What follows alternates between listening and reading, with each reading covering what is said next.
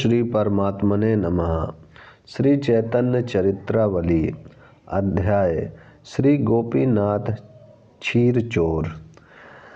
जिन्हें चोरी से क्षीर का पात्र देने से साक्षात गोपीनाथ भगवान क्षीर चोर कहलाए, जिनके प्रेम के प्रभाव से साक्षात श्री गोपाल जी प्रकट हुए, उन महामान्य श्री मानमा माधेंद्रपुरी जी के चरणों में हम प्रणाम करते हैं।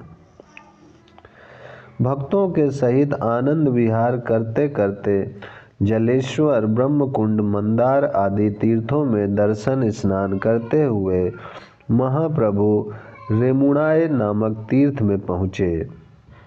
वहाँ जाकर क्षीर चोर गोपीनाथ भगवान के मंदिर में जाकर प्रभु ने भगवान के दर्शन किए। प्रभु आनंद में विभोर होकर गोपीनाथ भगवान की बड़े ही करुण स्वर में स्तुति करने लगे।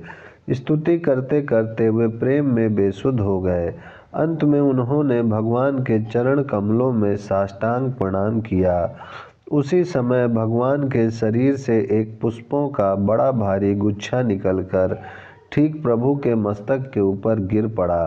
सभी दर्शनार्थी तथा पुजारी प्रभु के ऐसे भक्ति भाव को देखकर अत्यंत ही प्रसन्न हुए और महाप्रभु के प्रेम की सराहना करने लगे। प्रभु ने उस पुष्प गुच्छ को भगवान की प्रसादी समझकर भक्ति भाव से सिर पर धारण कर लिया और बहुत देर तक भक्तों के सहित मंदिर में संकीर्तन करते रहे। अंत में वहीं पर रात्रि में विश्राम भी किया। नित्यानंद जी ने पूछा, प्रभु, इन श्री गोपीनाथ भगवान का नाम क्षीर चोर क्यों पड़ा है? प्रभु ने हंसकर उत्तर दिया, आपसे क्या छिपा होगा।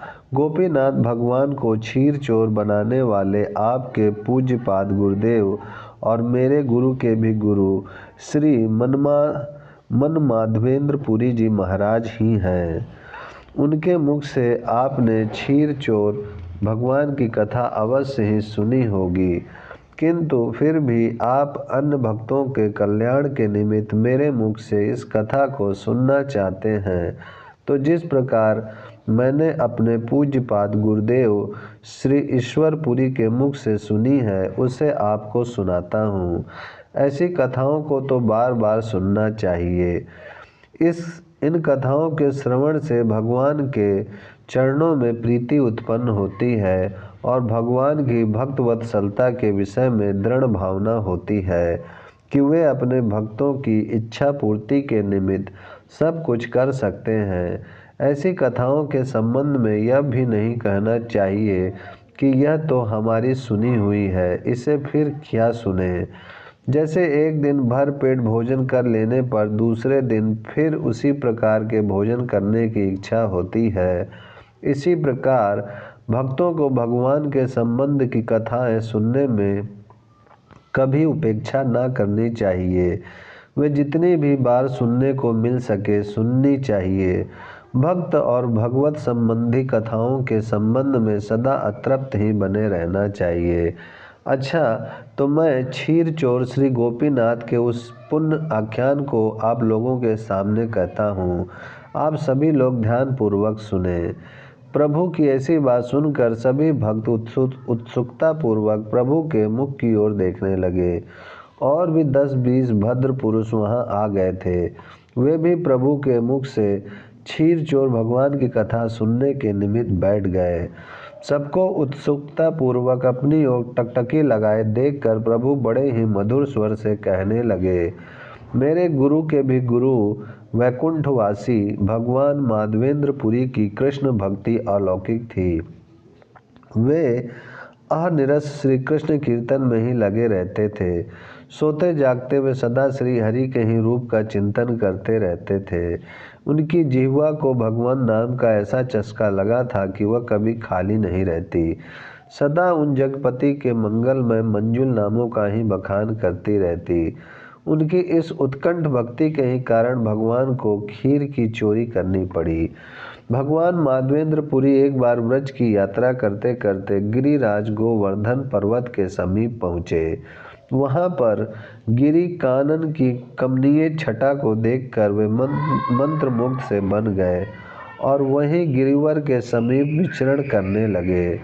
एक दिन उन्होंने गोवर्धन के निकट जंगल में एक वृक्ष के नीचे निवास किया। पुरी महाराज की अयाचित वृत्ति थी, वे भोजन के लिए भी किसी से याचना नहीं करते थे। प्रारब्ध साथ जो भी कुछ मिल जाता उसे ही संतोषपूर्वक पाकर काल यापन करते थे। उस दिन उन्हें दिन भर कुछ भी आहार नहीं मिला। शाम के समय वे उसी वृक्ष के नीचे बैठे भगवान नामों का उच्चारण कर रहे थे। उन्हें किसी के पैरों की आवाज़ सुनाई दी। वे चौंक कर पीछे की ओर देखने लगे।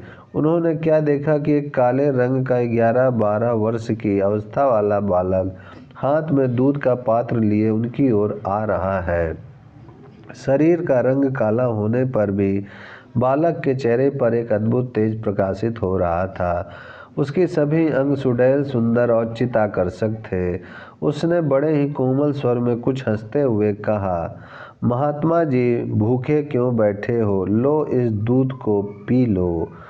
पुरी ने कहा, तुम कौन हो और तुम्हें इस बात का कैसे पता चला कि मैं यहाँ जंगल में बैठा हूँ? बालक ने हंसते हुए कहा, मैं जाति का ग्वाला हूँ। मेरा घर इसी झाड़ी के समीप के ग्राम में है। मेरी माता अभी जल भरने यहाँ आई थी। उसने आपको यहाँ बैठे देखा था और घर जाकर उसी ने मुझसे दूध दे आने को कह दिया था। इसीलिए मैं जल्दी से गौ को दूहकर आपके लिए दूध ले आया हूँ। हमारे यहाँ का यह नियम है कि हमारे ग्राम के समीप कोई भूखा नहीं सोने पाता। जो मांग कर खाते हैं उन्हें हम रोटी दे देते हैं और जिनका अयाचित व्रत है उन्हें उनकी इच्छा के अनुसार दूध, फल अथवा अन्न के बने पदार्थ दे जाते हैं।